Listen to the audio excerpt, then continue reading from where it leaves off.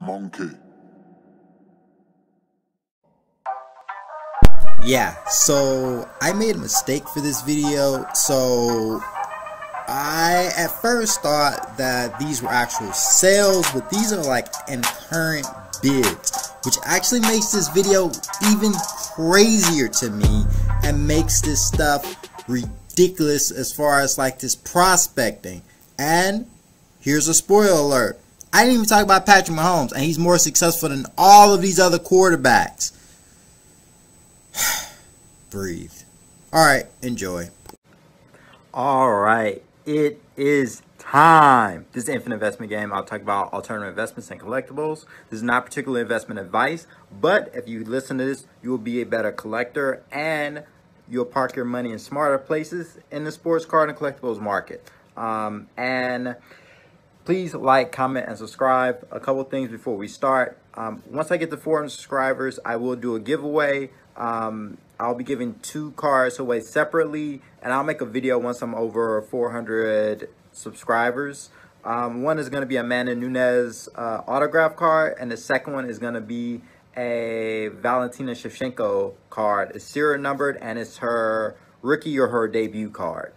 Also, I am a graduate student at Yale University, a PhD student in neuroscience, and I study human decision making. I'm doing a project based on image evaluation, so we're trying to figure out evolutionary reasons of why we find physical characteristics of items valuable or interesting. And I'm starting off with food. It's just I'm doing a survey to kind of see if there's any data and which direction is worth pursuing as far as going further with the experiment. So there's going to be 2 separate questionnaires. At least do one of them if you can. They're only about 5 to 7 minutes long each.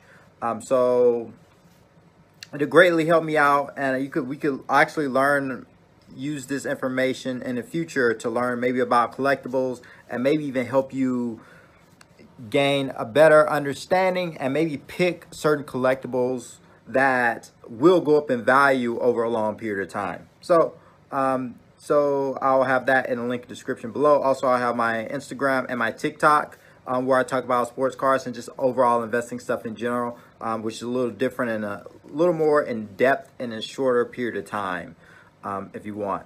All right, so this is insane because you know what? We're talking about football cards and some basketball and baseball, but these are just some crazy sales to me. So Trey Lance is the first card. This is his Flawless Shield 1/1 card, which is a very nice looking card. I will admit that. He's going to be the starting quarterback for the San Francisco 49ers. Ooh. Like anyone really cares. But anyway, his Madden rating is 72. If you don't know what a Madden rating is, it's your overall rating of how good the player is based on a video game. A lot of these video games are pretty accurate. There are certain things they're not as accurate because it's based on stats from the previous season and a little bit of like how much they think they kind of would get better and be at the beginning of the season or at preseason in a sense. But there are a lot of surprises, especially with young guys. But that card sold for $72,000. I mean, $70,000. He has not played a snap. He's not played a snap. And a rating is 72 for Madden. It's been a little while since I played Madden, but let's be real here. That's not starting quarterback. That's backup. Maybe that's third string quarterback. So he better have a lot of weapons to throw to or somebody to hand off the ball to, a lot to run the ball to get him out of really bad situations. So all I got to say, if you're going to pay $70,000 for this Flawless, I don't care if it's a Shield 1/1. He better be great. Not good. Phenomenal to justify that price. Next, we have the Panini Contenders Ticket Mosaic for Tua. His Madden rating is slightly better. His Madden rating is 75. I think the Dolphins, also this is graded with an auto of 10. I believe it's a BGS 9.5 auto 10. I like Tua, because I'm biased, because I'm a University of Alabama fan. I'm from Alabama, so, you know, hey, I think he's a very accurate thrower. The issue with him is he's always hurt, and it's hard for him to get in the rhythm for football. So that's a concern as far, even though they really protect the quarterbacks, that's a concern with Tua.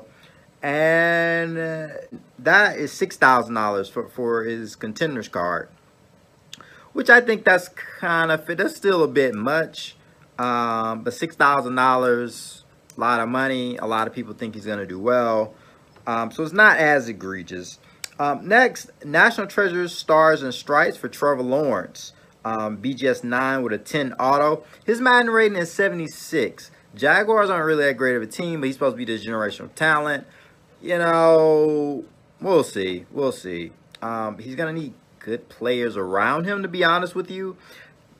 And it's sold for $7,000. So it's like, okay. 2021 rookie card. Understand, okay? So I don't understand.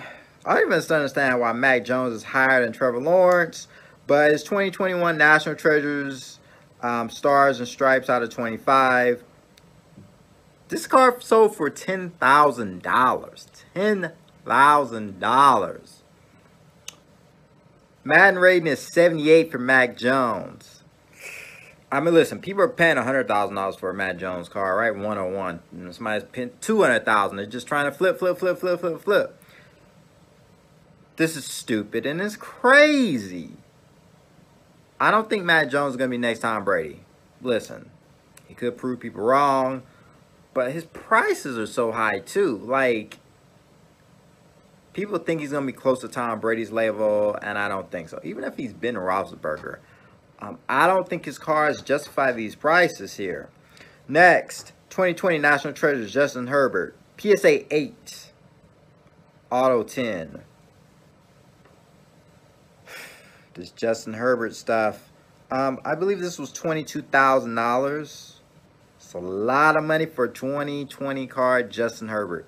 His Madden rating is 88, so it's much higher than the other guys he has proven. They didn't even get to the playoffs. He has not even won. And his cars are selling for that much. You've got to be kidding me. This is ridiculous. So, all right. So, Justin Herbert didn't even make it to the playoffs. Ain't that crazy? Ain't that crazy? He's not even making it to the playoffs. And his cars are demanding crazy prices. You know, almost, 6 figures for cars. 5 figures for all these cards. Maybe he's going to be that. Maybe he's going to be next Tom Brady. Maybe he's going to be next. I mean, his cars are more expensive than Peyton Manning. So we'll see.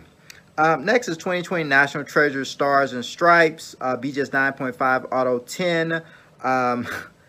Joe Burrow, $95,000. Madden rating is 70. I mean 90. So, he's better. He took his team to the Super Bowl. So I understand more about Joe Burrow than Justin Herbert, though. I'm just telling you.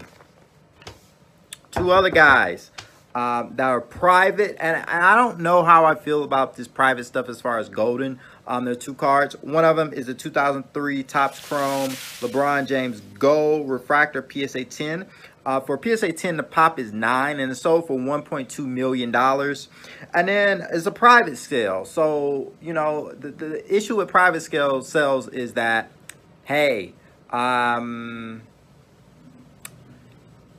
they only do the all-time highs or very high prices for private sales. They don't report low private sales, right? Or somebody got a massive deal. So that skews the market, though, and that kind of skews it upward. Same with the Honus Wagner, $7.25 million for the Honus Wagner SGC2.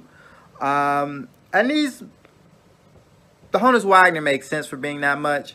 For the card for LeBron Gold, I mean, I'll argue that it could be worth that much. But it's private scale, so it can be skewed. It could be some shady stuff going on.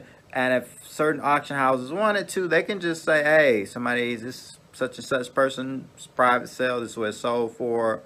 Cool. But yeah, that's just the